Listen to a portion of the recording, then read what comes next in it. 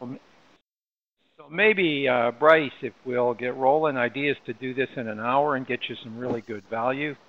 So just as a quick introduction, this is the first of a series we're going to do that we called the Coach's Clipboard, that we've got regular publications and a blog stuff coming out to you. We've really been very, feel really good about the kind of great responses we've been getting from everybody. And so we're going to have these regular webinars, and this is the first one. And the audience is on. I know many of you because through the upper left, the Balanced Work Life Company, I've worked with many of you personally, one-on-one and in teams. And then we started the My Careertopia website, where we've got well up to about 1,000 people who are involved with the blogs and taking the courses and stuff, and that's really driven by Bryce Christensen online. So this is really good. So what I want you to do, just to start, I want you to think back over the last the last 2 to 3 years. Maybe think back 3 years, go forward 2. How many of you could say the following? My company did in the past or will do a restructuring, which is a nice word for saying they're going to do a bunch of layoffs. My company was or will be acquired. My company acquired other companies that I had to work with. I had to change positions, or I did a formal job search of my own to get myself a new job. I mean, the real question is, are you change ready? My experience is that if we did a poll here and got the answers to this, we'd find 90% of the people on this call would be saying that. The only exceptions are the people who run their own businesses, in the sense of that they're the little entrepreneurs that have left corporate life maybe and have set their own one up. So the whole thing is, we all do need to be in business change ready. And so the burning platform here to do that well is, I've come to the conclusion, coaching guys and helping them out, executives out over the last 10 years, that everybody now really needs a personal brand. And that's way more than a resume or a bio. Great book that I referenced on the blog earlier, Reid Hoffman's book, The Startup of You. He's one of the founders of LinkedIn, does a great job at building this compelling argument, and some really good stuff in there. And this is what we decided to do is run a series. One was this LinkedIn profile. How do we help you really tune up your LinkedIn profile? That's what this one's all about. Then we're going to really talk about these changes that are going to occur. How do you optimize that window of change when it comes along? You're going to get a career change opportunity. You can look at it negatively or positively. My argument is, look at it positively and optimize that so that every time it happens, and it will keep happening. It's not like you're only going to make one change in the way corporations and the work environment is today. And then we're going to run a series on building the network that will power your future. And then we're going to work on how do you actually build personal websites that really communicate your expertise, because all of that adds up to having a really powerful personal brand. I know many of you on this call, I know you personally, and you are working on all of those things. So I'm so pleased that you're here today. And I'll look for your ideas in the comments and afterwards. So what we're going to cover, we're going to cover best practices for your LinkedIn profile, live examples about how to really improve your LinkedIn profile, and we're going to do a little in-depth on one person's profile that's in attendance. Yeah. And so next, does this sound familiar? I keep people saying, well, I started making a LinkedIn profile, but I never really finished it. It just sort of is out there, and I've connected with a few people. Or they say, I have a profile, but it really doesn't do anything for me. I don't get any calls or emails or messages. And, often people, when they suddenly realize people are looking at it, say, I'm a bit embarrassed. It doesn't really, represent me in the best light. Yeah. So, type yes in the chat if that resonates with anyone here. Yeah, if that resonates, give us a little call. Yeah. Okay, good. We just want to. Yeah, a few people are having bandwidth problems. Hopefully that works out. It's a little hard to tell from here. Most people, I think, are okay. The advice they gave was good, to just see if you can close anything else that you might have on. That might help a little bit. It did, but so pretty good. Give me the next chart. Sure. You're in charge, yeah. But you all know, I believe now, that a really good LinkedIn profile can get you job offers even when you're not looking for one. One of the things I think is surprising people right now is internal recruiters in large corporations are using external and internal LinkedIn profiles as part of the recruiting process. So what used to happen where you sort of had an inside track in a company for jobs inside, actually you're competing with your LinkedIn profile against outside potential people to be hired. So that's another good surprise reason that this is really important. And it really, you want to have a positive first impression. When people search your name or you've met you, you want them to connect with you. And this may not be for job searching. This is just often for business, for marketing, really important to salespeople. And this can actually open you up to opportunity that you didn't even know were there. And overall, it helps build a network to take you where you want to go. So how do you really connect the dots? So just to do this, I want to introduce Bryce a little bit here. This is Bryce. He's on the call. You can see him there without the headset. He leads the marketing effort for us here at the Balanced Work-Life Company. He last year had one of the top 5% most viewed LinkedIn profiles of the year. He's a great writer. His articles on LinkedIn have been featured in social media sites, including V3 and Business Insiders and others. And so we're really pleased with the work that Bryce has been doing and how he's been able to help people. Now, here's an example of some stuff that he's got. Where these are real messages. He's redacted a little bit, but these are people who have found him, reached out to him because of his profile. And if you can read it, particularly if you have trouble reading if you're on a smaller screen, there's a button on this that allows you to go to full screen so that you'll get a bigger picture. The issue here that's interesting is I expect Bryce to get regular job offers or people reaching out wanting to partner with him or see things with him, because this is what happens with social media. And I think this is really a good thing. From a company perspective, this is very interesting. This is one thing organizations have got to get used to.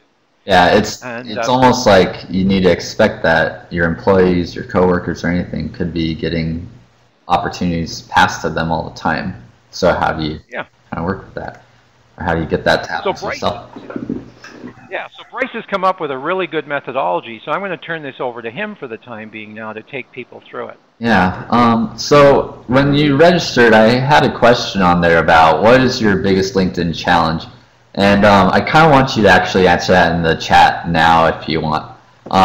Because this is what we're really trying to accomplish with this webinar, is to help you overcome your biggest challenges with LinkedIn. And so that kind of helps us a little bit here, just seeing what everyone in the room is kind of working on, what's hard for them. And while you're doing that, I'm going to share a few that we saw that were resonating with a lot of people. So for example, Karen said that she's not getting contacted by new people for job leads. That's a really common one. Dedicating time to creating a great profile, determining which items to list explicitly on the experience section. That's another huge one for a lot of people.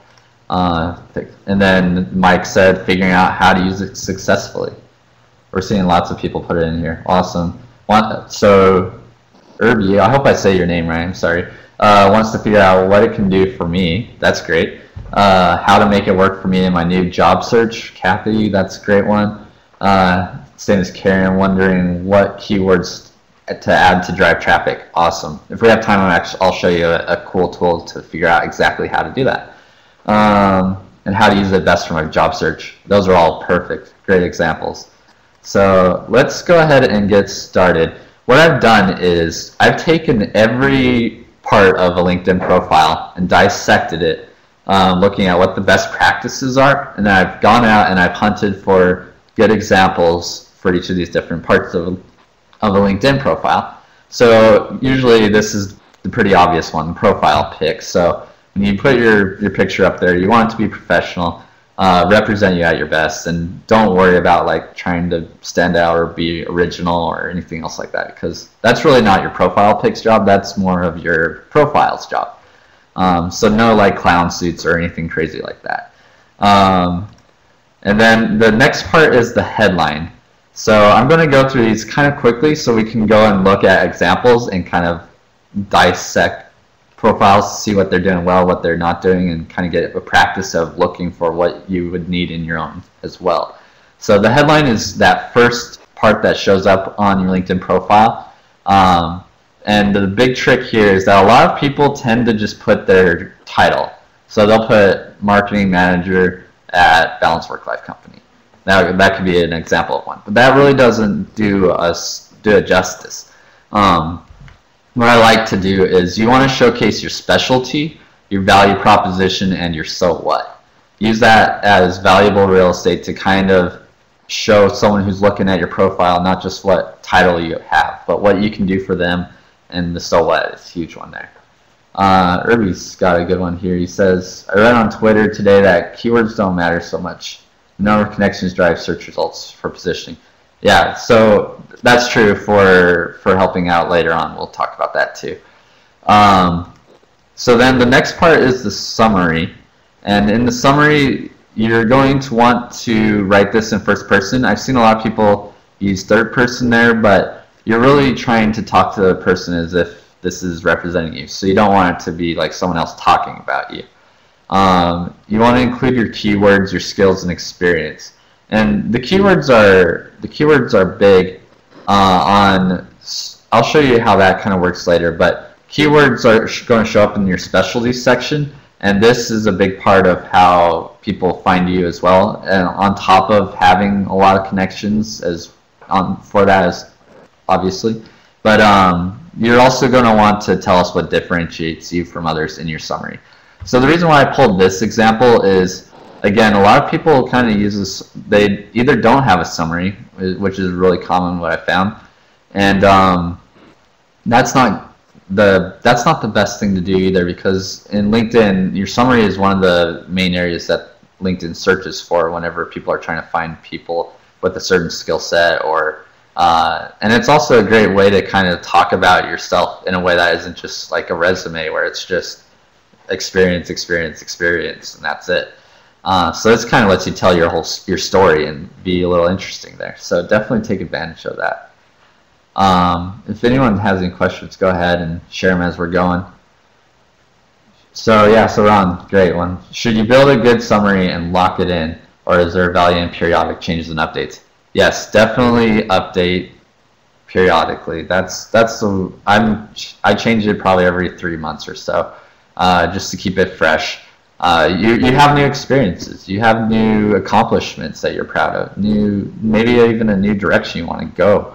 So those are all, anytime there's either a big change, or if it's just been a while and you want to spruce it up, the summary is a great place to start and do that with. And then the other thing that a lot of people don't take advantage of is this thing called your backlinks. So when you go to your profile, maybe I'll show an example right now, but when you go to your profile, you have a spot for contact info. I'll show you this when we go and look at some of these.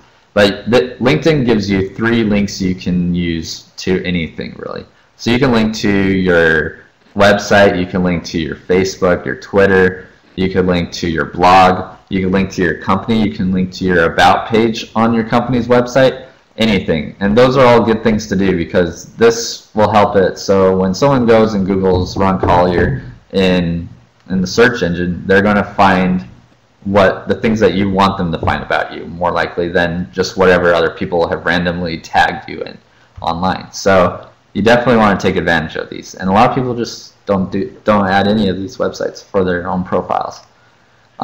Then another thing that is really common that gets left off is your actual profile URL. So LinkedIn will generally assign you a URL for your profile, but it's going to look like 1237 Bryce Christensen -1 or something crazy like that. But if you go and you edit it, you can clean it up so it's just your name, which is also a big reason, or a big thing you want to do, so that when people Google you, they'll find your profile. It'll show up pretty high.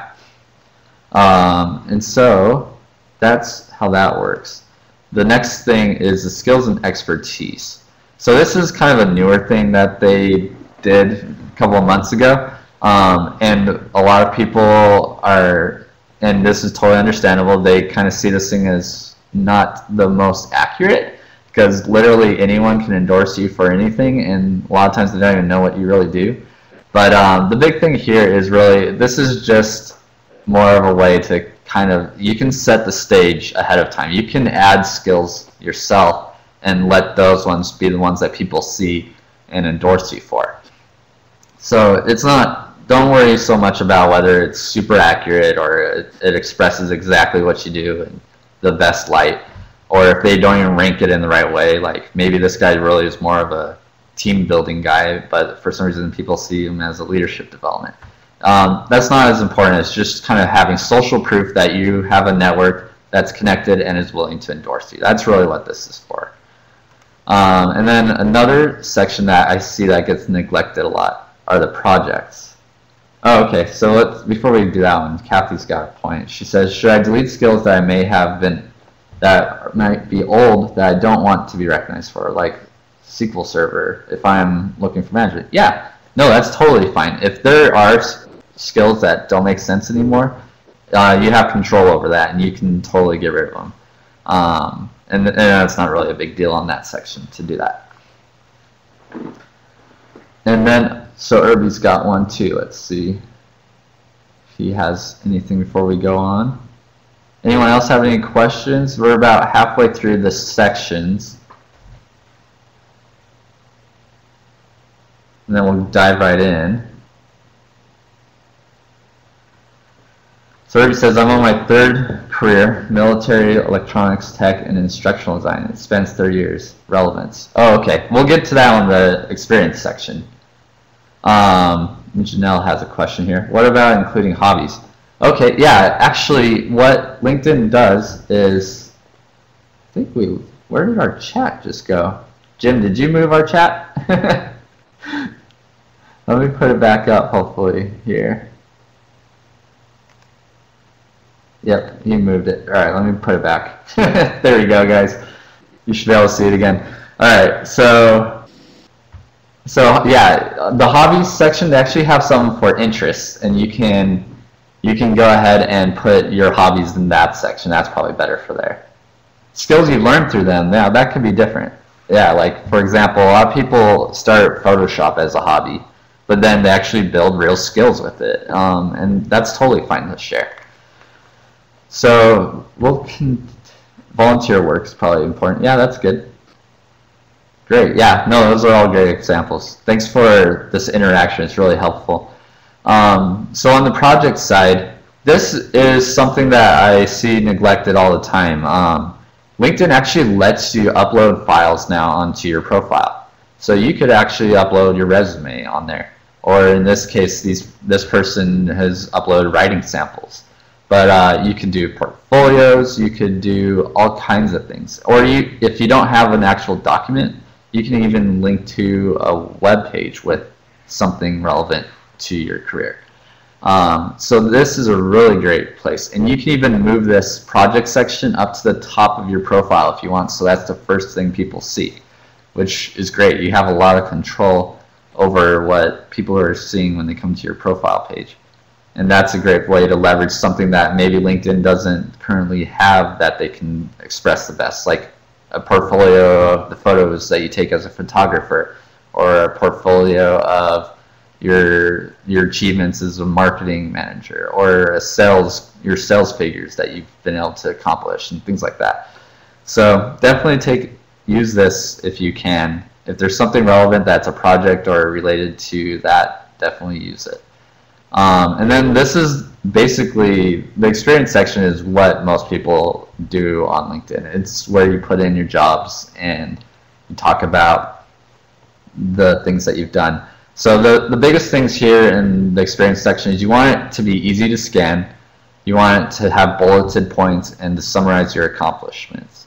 That's what I go to every time when I look at my experience section and update it. It's easy to scan, the bullet points there, and summarize your accomplishments. So, and this is actually the format that I follow too. This is Mike Merrill. When I knew him, he was working at Dell, and he was my manager over the education side of the business for Dell. So he was running the accounts for ASU and University of Phoenix and a bunch of big colleges here in Arizona. And so right now he's the director of marketing at Reach Local, and so he's included and this is another thing you can do on your experience. You can actually include links to like videos. So if you've been interviewed, that's awesome. Put them on there. Your recommendations show up under it, so definitely get those for your most recent jobs or experience. And then the format I do up here for the bread and butter of your experience section is usually I just make a one sentence overall statement of what it is that I do in this role. And so that's what he does there. And then use the bullet points to really demonstrate what are your accomplishments that you've achieved in that role. And using numbers and real results are always the better thing to do if you can do that. So anyone, all right, so this is probably where most people have their questions. So I'll try to catch up on some of the things you guys have been putting in chat. So Irby's saying, a lot of work I do is for the government. Others have me do NDAs. What can I share? Oh, okay, so you're probably talking about on the project side of things too. Yeah, you definitely got to be careful. If you can't share something, then don't share it. But maybe you have maybe there's some freelance experience that you have that you can do related to the work that you do. Maybe you've written a guest post somewhere that demonstrates your experience. And if you haven't done that, then go ahead and see if there is an opportunity for you to kind of write on a popular blog about something that you have experience about. That's always good. Yeah, a link to your YouTube channel. That's great. So if you can't use names or details, that's fine. You can blurt them out if that's what you have to do. As long as it shows kind of what you're able to, what the results were of that. And I'll show you what I did for my portfolio when we get there in a little bit here too. Registered nurse wanting to transition to a different field. It's very difficult to identify achievements. Healthcare is in a business environment where I can document numbers, real results, etc. That's great. Jim, I'd love to hear what you think about that one. So if you're a registered nurse, how do you kind of show your expertise there on a LinkedIn profile? Well, you think about, and Mike, it bridges to Mike Klein's point, even the other ones do. You acquire skills, even if you're doing confidential work for the government or something. If you can talk about the skills you acquired, because someone else looking at your profile is interested, do you have skills they could use? So describing it in a skill base without describing how you got the skill. Yeah. Yes, there are some limits to that, but that can make a big difference. Yeah. So these are great. Any best practices on recommendations, numbers, content, requesting? I think there really isn't a harm to having a lot of recommendations. Again, Mike Merrill, he's one of the, if you want to see an example of a great LinkedIn page, look him up. But he probably has over a dozen recommendations. This guy is insane about how many recommendations he can get. And it's great. I think having that many people endorse you for the skills that you have is a great thing to do. I think also what the purpose, Bryce, another thought. For example, when I was flushing my LinkedIn profile years ago, I went to all the different companies that I had worked with and made sure I got one recommendation from each company, so that anyone looking at my profile would get the experience, that I have a broad experience base. It wasn't just in one organization. Yeah. So a little bit is think through the purpose of who do you want to attract, what do you want people to think when they see your profile.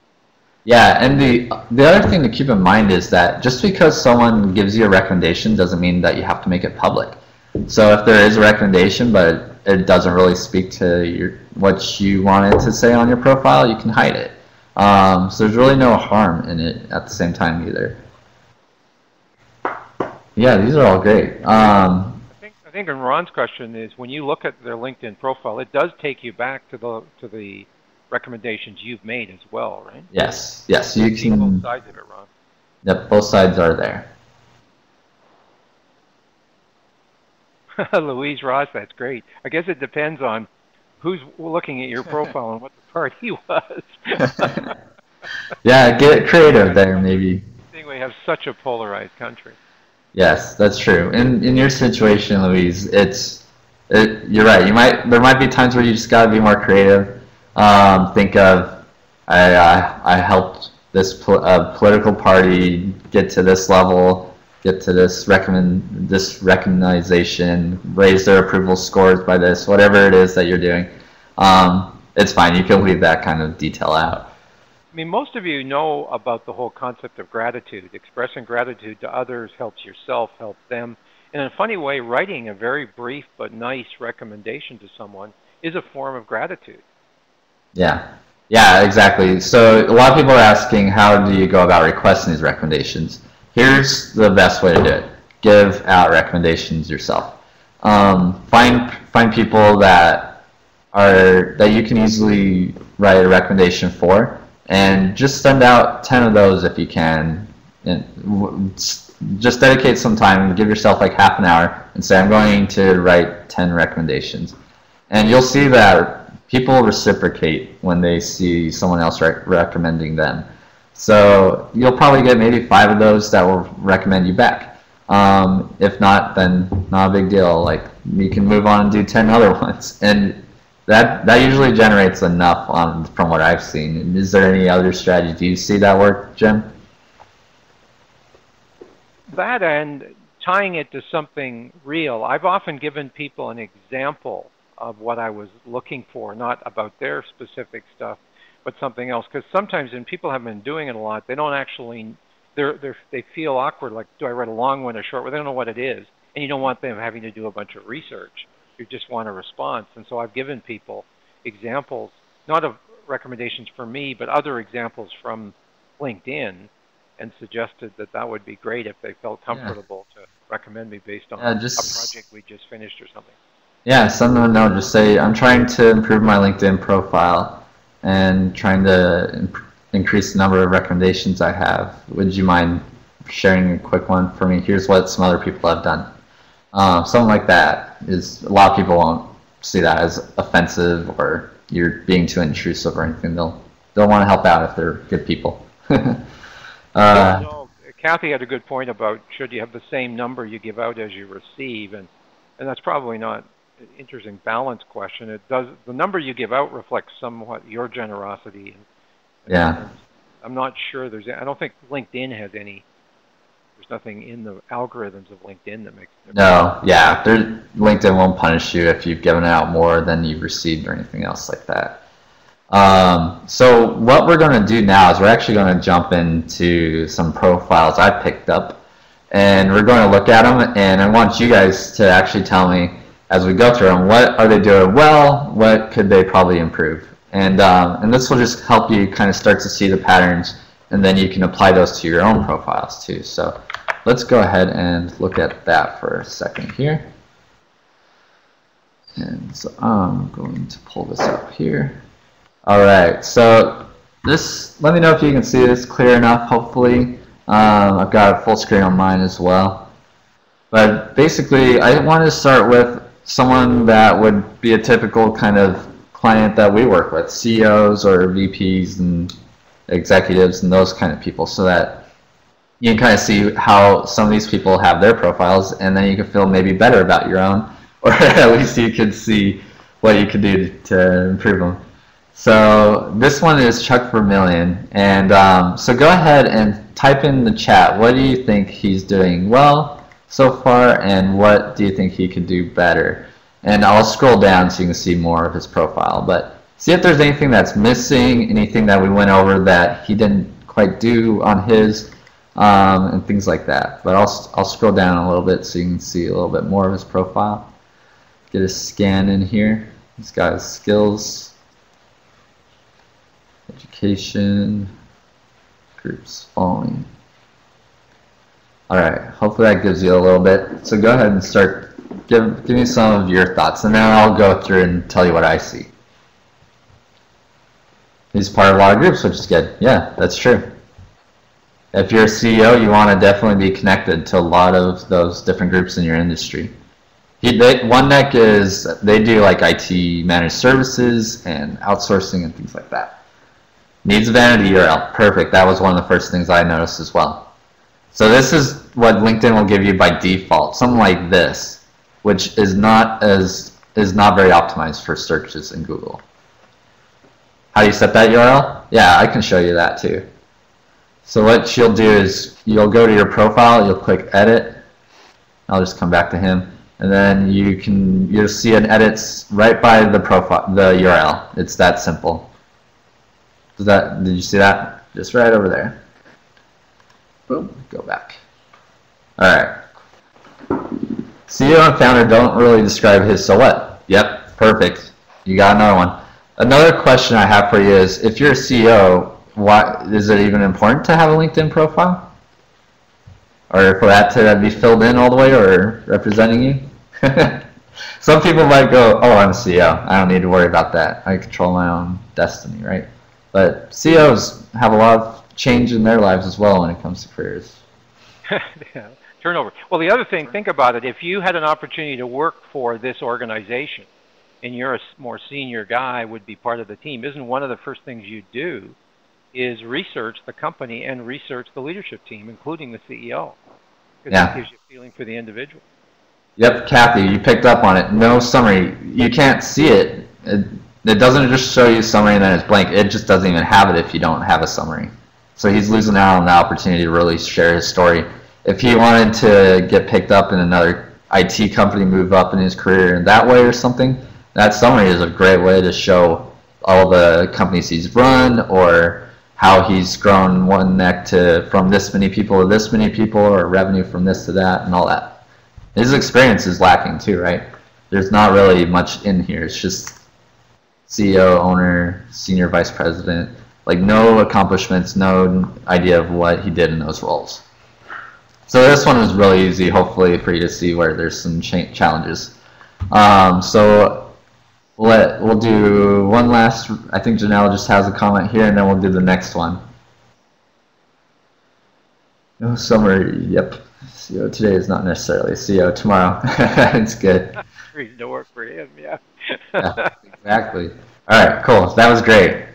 So here's a new one. This one's a little bit harder. I'm making them probably go a little bit harder as we go, so that it's not as easy to see necessarily what you can improve.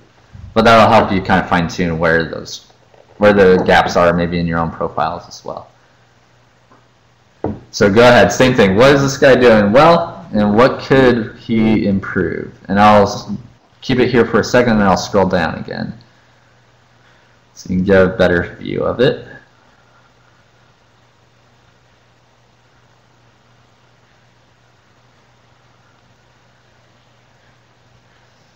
Scanning.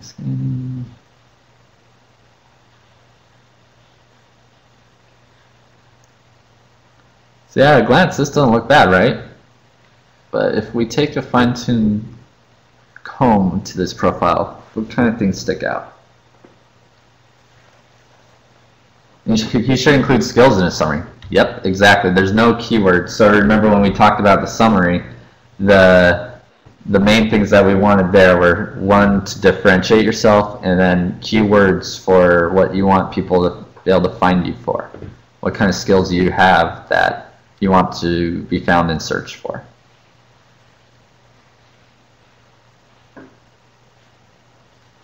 What about his, the URL again? He doesn't have that. All this says is principal. His headline doesn't really have much of a story there either about his so what, his value proposition, those kinds of things. Right? His vanity URL, that's another one I saw. You're right. The summary doesn't have any of his skills there. Experience section, what can you see about the experience? Yeah, over 500 is great. I agree.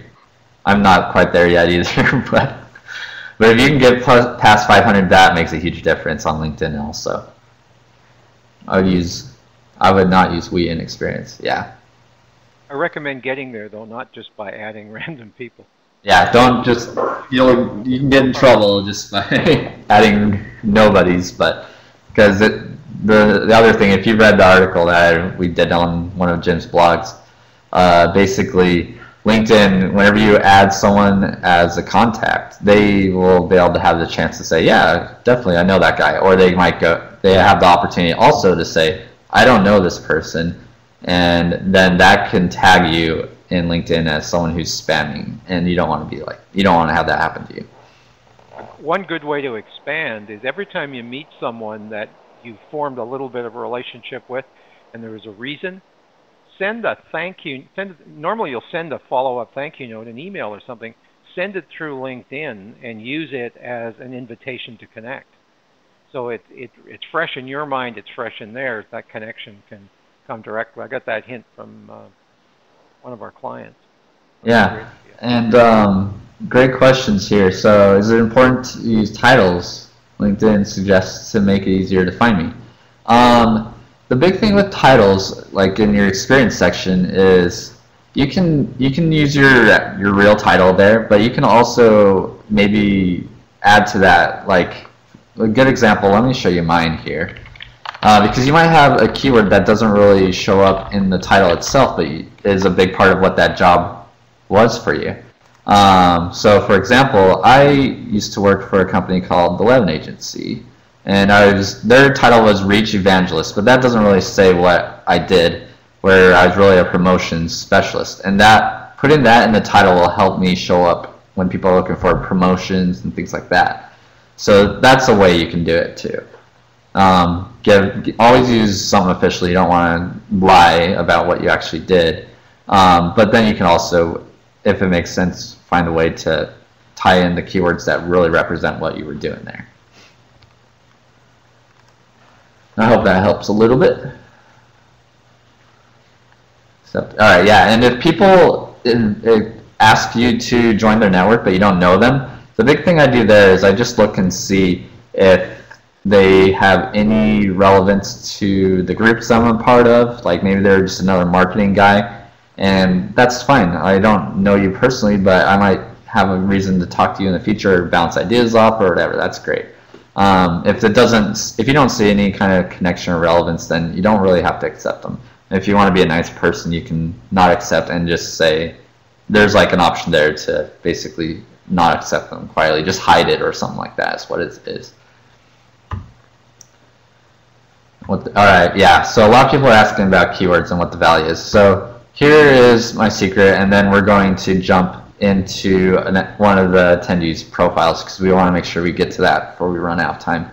So if you want to find out what keywords to use, you have to actually do this a little bit differently than they used to. There used to be a section for skills on LinkedIn in the actual menu, but now you have to get to it by just going to linkedin.com/skills. And what this lets you do is this lets you look up keywords and how well they are ranking in LinkedIn. So for example, what's a common skill we can look up? Let's look up sales or customer service. That's a good one. Customer service. So this would be like your keywords that you're using on your profile. And you put something in there, and it doesn't really matter exactly what it is at first, because I just want to show you what kind of pops up when you go to linkedin.com/skills. So this tells me over the last year, this keyword has dropped by 6% in terms of searches on LinkedIn. So I might find some related skills that are a better fit. And you can just click on them and try a few of these different ones out and just see which one is performing better. And it's great because it's going to show you people with profiles that have those skills in them as well and how they're ranking. So you can get ideas for what they're doing or if they're similar to the kind of skills you're looking up. It's a really cool tool. How would you invite a third-degree connection? Reach out to them and tell them why you want to connect with them. A lot of people will reach out to me all the time and say, hey Bryce, I read your blog about LinkedIn and it was really great. I would love to connect with you. And I think you'd be a great connection or whatever. I accept a lot of those. If they actually give me a personal message that tells me why they want to connect with me, that helps a ton. If it's just a random person just wanting to connect for the heck of it, I sometimes just hide it. I don't try to like say I don't know them because I know it can hurt them. But I don't just connect with anyone unless I really know, either I know them or I know why they're connecting to me. So that's the way I would do that. Customer service is all going down, right? Everything's going down. All the searches. All right, anyway, so Here's a few more you can just look at a glance. I'll just shoot these really quickly. So here's another example of someone just using their title and their company. She didn't use her profile thing. She doesn't really show much of her accomplishments in her actual experience. That's that. Here's my brother. I wanted to pick on him. Here's a good excuse, right? No summary again. He doesn't have his URL all the way fixed again. Just his title and his company. Let's see if there's anything else. His languages are good though. I don't have that many languages, so that's cool. And his education, that's great. Recommendations. So he's doing a lot of good things too at the same time. So then let's go ahead and the last one we want to do is someone that's here on the call, Janelle. And I know you've been on the chat a lot, so I really wanted to make sure we got someone in here. So let's help out Janelle and let's go through it really quick step by step and see if there's anything that we can help her with. So starting with, go ahead and type in chat, what is she doing well? Everybody, let's give her some positive feedback.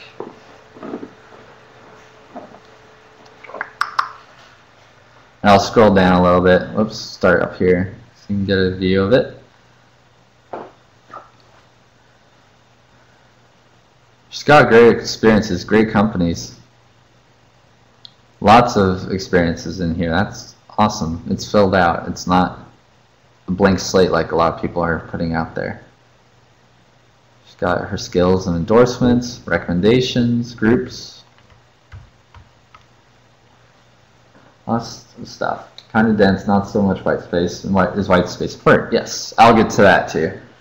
So nice work history, detailed background, good picture, exactly. Those are all great things I picked up as well.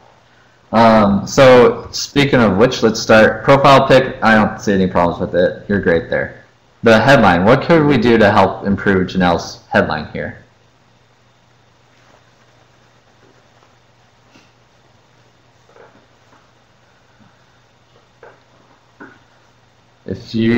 Maybe I would say a customer experience professional helping businesses improve their relationships with customers or something like that.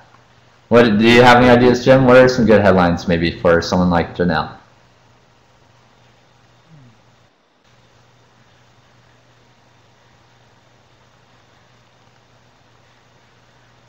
Depending on the sense of humor, I mean, it is about could it be, something around passion on passion for the customer experience. No, and Kathy, you did a great thing here. Use your headline as a way to announce that you're looking for a job. And I remember when Mike, that example I was showing you earlier, he's got a great LinkedIn profile. When he was in between a job, he was working at NetApp, and he was in the rotation to a different job after that. He put in his headline something like looking for opportunities or whatever, just so that everyone in his network would see that he changed his profile to basically, the headline now says looking for opportunities, and that got a lot of people reaching out to him that were basically third-degree connections, second-degree connections, and he got a job in no time after that. Superior customer experience professional from Kathy's a good idea too. Yeah, Kathy's great. Thank you, Kathy. Yeah, Ron's point too is don't tie it to a company, tie it to what someone else would be thinking of. Exactly. This isn't your... Yeah, you're not advertising your company. Take advantage of advertising yourself on LinkedIn. It's your personal page. Yeah, leverage bilingual skills too. That's great. If you don't want to work in another call center, think of maybe some of the skills that you've gained or whatever that can position you for another kind of environment. So I don't know maybe what exactly you want to transition into, but think of what. Yeah, sure. Right, the comment, remember when you were showing them earlier that tool on LinkedIn about the skills? It also links you back. So if you searched on skills that you would like other people to be looking for you in a new job, it's going to take you to the profile of people that look like that. That gives you hints and tips about how to write up your sections. so that you come across as having those skills, even if you haven't yet had the job. Yeah, exactly. And Ron, you hit it on the dot too. Adding a summary here will be good.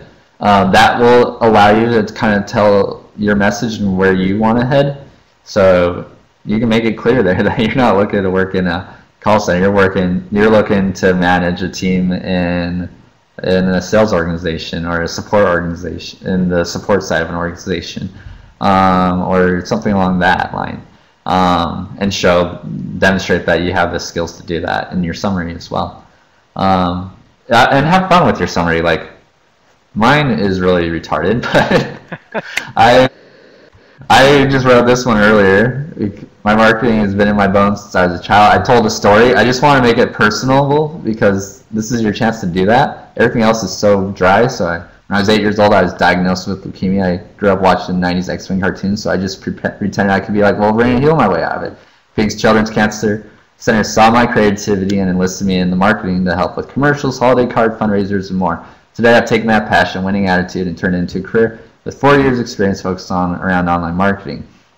And then I talk about what I like to do and what I've done and all that. And so I just want to be able to connect with people with my summary, and that's why I do it that way. And maybe in 3 months I'll think that's a stupid story and change it again. But but yeah, so that's why a summary can be really great. That's going to make you stand out from the others, differentiate yourself and everything. And any other points you want to give people, and then we're going to have to jump back into our presentation to do the last little bit. And then we'll go back to the questions after that. But we just want to make sure we give you guys all the content that we planned. Great, yeah. No, and what they said about white space, yeah, that's true. So in the experience section, you want it to be easy to scan and have bulleted points and summarize your accomplishments. So that's what I would probably just do with yours. Make it easier to scan by taking this and making it more into, try to follow that formula I showed you before, where make a general overall arching statement at the beginning, that's a sentence, and then bullet point your accomplishments. So that's easy for people to go, okay, this is what she did in that role, and then this is what she accomplished in that role. And then that's what people want to be able to do at a glance and be able to see. And bullet points and white space help you be able to glance at a person's profile. So that hopefully that helps, Janelle. Let me know if that gives you some ideas. URL, yep, you already saw that, bullet summary. You see, you're already on the same page as us. I think everyone is kind of getting an idea of how to improve your profiles from this exercise. Complicated stuff, Janelle. Keep it simple in the sense of you're communicating what you want other people to think and understand about yourself. So you don't have to cover everything. Cover what you want them to be thinking about you going forward. Great. Yeah, and so we'll come back to questions here when we finish up here, so that we can get through all this content for you. So how do you take your profile further? What I've done is, what you've seen in this presentation is I've been able to collaborate this and do it in a much more detailed format. There's more examples, there's more links to actual sites that talk and dive into details about each of these different sections I just went over in this ebook that we created. It's a LinkedIn Do-It-Yourself Makeover Kit. And if you want that, there's over 17 examples of real profiles to learn from. I've found 30 additional resources for specific guideline steps and examples for each part of your LinkedIn profile. And it's $35, and you just go to this link here, balancedworklife.com/LinkedIn-DIY. And we'll email after this call to the links to buy all these things if you don't have a pen or paper or you can't remember that. But it's a really great kit. If you just want everything all in one place and be able to sit down all weekend and go through your profile and make it great and not to worry about for another 3 months or whatever. And even once you have a great profile, it doesn't really take that much to tune it, like Ron was saying earlier. You want to come back to it, but once you have that foundation profile set up, then the tuning is really easy. And that's, again, just when you have those changes and stuff come up. And as we've also recorded this video, you can get back to this too and follow along as well. Yep. I think I'm really pleased, Bryce. I thought you did a great job on packaging this up in this makeover kit. So those of you that use it, we're excited to get your feedback. Um, this grew out of a process that Bryce put together, which was really a multi-step coaching process to help an executive senior leader to completely tune up their LinkedIn profile. So we actually offer this too, because there are certain people that where their personal time is really valuable. So we actually will offer this in a few select cases as a fee offering. So for senior executive, if you want to do that, that's also available. And because this is internet marketing, we thought this would be fun to put a special on for 24 hours. We thought that would be really neat. So we'll try that out. Yeah, and again, you can go to that link there. It's LinkedIn-coaching afterbalancedworklife.com. And this is Bryce does this, so that's well done. And then finally, we have a really great publication that just came out in partnership with our assessment provider, because one of the things you're trying to understand is what really are my hidden strengths and talents. And so we have this publication. It's a 90-page book that goes into helping you identify what are your real talents and skills, and how do you really describe them, what words to use, etc. So as a good companion to this whole process, we thought this would be great. So we'll actually mail a copy of this book to anyone that purchases any of the actual kit, the do-it-yourself kit. So that's good. And oh yeah, it's always good to have a reference, as we said before. And this is an executive at SAP that Bryce has been worked with, did that previous profile, and these are the reference comments that he came back to Bryce with.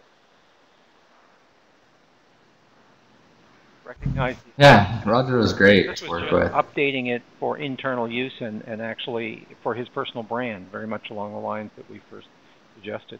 Yeah, and Roger is a lot like what you kind of described just a second ago. He's a really busy vice president at a big company. He doesn't really have a lot of time to spend doing this kind of work on his own. So he wanted to hire me to help him with his LinkedIn profile. We sat down, we actually Skyped together 3 different times for an hour, did a discovery call for like what he actually wanted to accomplish with his LinkedIn profile. And believe it or not, it's not always to find another job or anything. He really didn't want to get another job. He wanted to be a part of more committees and things like that, be a resource in his industry. And so we helped craft a LinkedIn profile that was better for that kind of a purpose. And then after that, we sat down and did the makeover ourselves on the Skype call, and then we did one last call where we went over more of the advanced tactics, and that's kind of things like the skills that I showed you briefly, getting recommendations and stuff like that. So that's kind of the gist of what you get if you want the actual hands-on coaching. The theme that Bryce is on here is if you're going to tune up and keep your profile, do something with it, know the purpose. Like, who do you want to see it? What impression do you want to give with it is your brand. And so having that purpose, and that's why his process, and if you do the Do UI kit as well, it's got some stuff for you to self-help to process that thinking through, is you got to identify what success would be after you've updated it, because then that will cause you to do the right thing. There was a couple of questions on gaps there. I think were really important, Bryce, if you want to talk. Yeah, we'll go back to questions now because, well, the last thing I guess is we guarantee all of our work. So if you're not satisfied, we give you your money back. No problems with that also. So if you guys want to stay and do questions, we'll go through those right now. If we respect your time, so if you needed to go right at 10, that's fine too. But yeah, we'll go back to some of the questions here and get through those. And then if you have any more questions, go ahead and add them and we'll get to those as well. Because we'll stay here until you guys are done with your questions. Happy to answer them. So there was one up earlier, Bryce, about someone had taken some time off, and it could be family time or some reason where there's a gap in your profile. What's the best way to address that? Yeah, what do you do about career gaps on LinkedIn? So if there's a gap in your career where you're right, like maybe you're coming back and you're a mom or whatever, I think actually including something about working at home as a mom could be interesting on your LinkedIn profile. Maybe that is something that you can put on there. Be like full-time mom, and then put what your accomplishments are. And I think someone reading that would see, oh, this person has a great personality. I could resonate to why that person took a gap. Like, it makes a lot of sense to me. If you want to leave it out, that's fine too, and you can always talk about it if it ever gets brought up. You don't have to always have something in there if it really isn't anything to show. Think about your brand. Somebody who didn't respect you for taking time off, looking after the family, working before and then working after, is probably not somebody you want to work with anyway. Yeah, and exactly. So don't be afraid to discourage the wrong people from calling you or contacting you. Being authentic, I think this gives you a chance to do it. Hang it right out there. Look at Bryce's story and his thing, you know, adding a little bit of personality, sense of humor. I think that's really powerful. Yeah, Kathy had a good question. How does the profile vary from my resume? Excellent, excellent, excellent. All right, so a resume is really like a hard piece of paper. It's a pretty rigid formula. You don't want to really stray too much from that. LinkedIn has actually kind of opened up that more now, where you can add actual videos, content, like for interviews. You can add your portfolio as a download that people can click on and see. Speaking of which, let me show you kind of what I did for mine so you can see what I'm talking about here. So right here I put it, so when you come to my profile, let's just make sure this is it. All right, update that. So here we go, we got my background, and you can I have my website, so this is something we talk about later on, and this will link to it, so you can go ahead and link to your website here. But blah blah blah, it's just loading. So this is a personal website that I've done that you can't do this necessarily on a profile. You might put a link to it, but this is a lot more interactive where someone sees the link right now and they can go to it. That's not going to be on a resume as easily. They have to go find a computer and put in your actual URL if that was on there. Another thing, oops, don't want to do that. Let's go back here. And then another great thing is you can use it to actually put like a little PowerPoint presentation together describing the skills you've done. So here's one I've done where talk about blogs that I've created, what the goal was, what my work was, what the results were, how they can see it. And I've done that for all the things that I have skills in. So marketing automation, email marketing, social media, all this. So this just tells a deeper story, and it's there right there on my LinkedIn profile. Again, I couldn't put this many pages on a resume or give them the opportunity to really dive into it like that.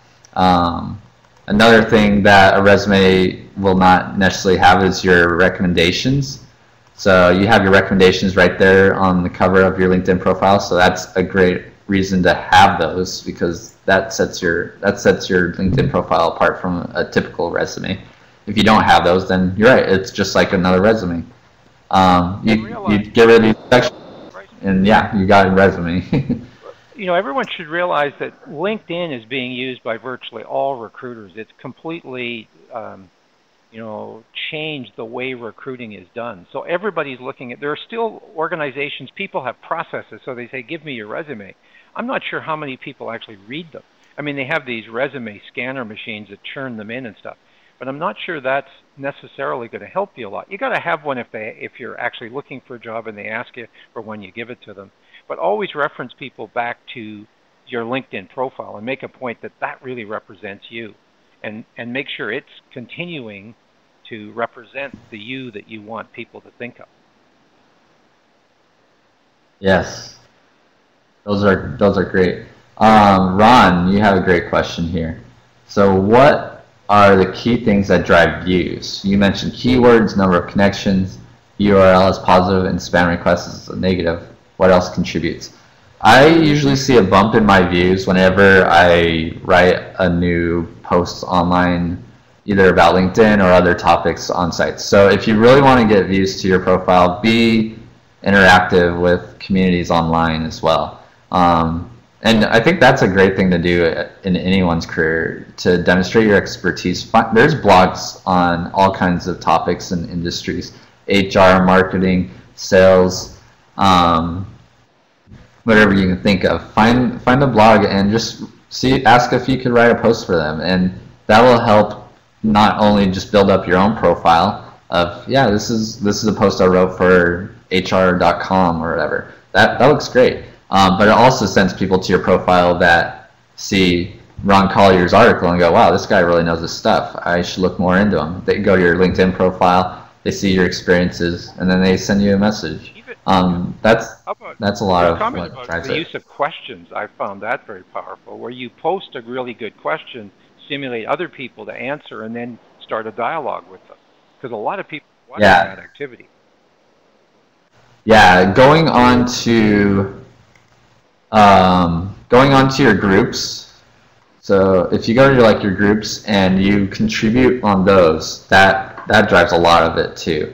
So like for example, I wrote an article on the difference between DISC and MBTI, and I posted it on a group for assessments, and that generated a huge conversation on top of that, because these are all people that are in the assessments industry and they're talking about the differences as well. But then all these people are going, I haven't seen this Bryce guy before, wonder what he's about, and that drives a lot of the views as well. So being active in the LinkedIn community is another way to drive that.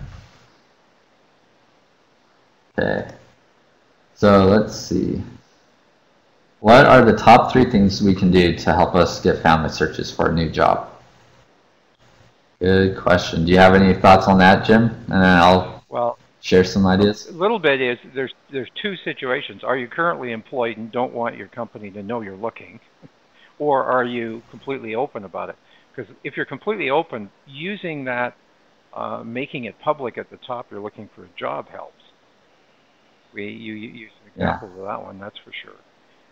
But one of the things is you want to sort out the people that you would like to talk to you. So make sure you update your summary with the skills and capability that you would like someone to hire. Yeah. The keyword search tool that Bryce that you use, make sure they do that. Yeah, I agree. Make sure your profile is optimized by going through that keyword tool and checking the keywords that you're using to see if there's maybe better ones you should be using instead. Doesn't necessarily mean they're totally different words. It just means maybe instead of customer service, it's customer, I don't even know another word for that, but something related to it. 2 coaching clients I have that have found new jobs, went searching and while they were still working and found jobs in the last year. Where they got a lot of their people coming to them is they became very active on LinkedIn. So there seems to be something about the more activity that you have, the more you're contributing, the more you're doing, that seems to really get you front and center, which is getting into groups, posting questions, asking questions, just posting. You don't have to write a whole bunch of your own stuff, but just respond to what other people are saying so that your name is out there and there's activity going on. Seems to have a big impact. I don't know. Yeah, my second suggestion would be to join the groups that are in your industry. So I'm in a lot of marketing groups, and start doing like what Jim said and being active in those groups. Also, be proactive and reach out to recruiters on LinkedIn also. Those people, another trick when it comes to adding people to your network is you might have seen people on LinkedIn with lion next to their name. I don't know if I have anyone I can show you off the top of my mind, but that means they're a LinkedIn open networker, and that means they're open to connecting with anyone that wants to connect with them. Pretty much, they're not going to mark you as spam or anything. And a lot of recruiters also will have Lion in there. So look for any recruiters that are in your industry that are a Lion member, and reach out to them. And in your notes, say, I'm currently looking for a job in this industry. I have a lot of great experience. Wondering if I would love to connect with you or whatever. And then those people are looking for talent to be able to place in jobs. So it's a win-win for both of you. And that's a good way to do that. So where do you post questions? LinkedIn actually used to have a question section, but they took it off. So the way that you post questions now is really specifically to the groups that you're a part of. So let's see if I can I'll show you an example here. Post a question. Yeah, so like if you go to American Marketing Association, in this example, you start a discussion. That's really where you do it. So find a good way to do this that's really easy is just if there's an interesting article that relates to your industry, or maybe it shares a different angle on something that you never thought of it that way. Share that in a discussion. Tell people, ask them about it. Be like, what do you guys think of this? And post it. You'll get a lot of responses. I mean, look at the question. And the funny question below: what the jazz and marketing have in common? Marketing. Yeah. Some of these. Exactly. And it's amazing sometimes. So it doesn't have to be rocket science.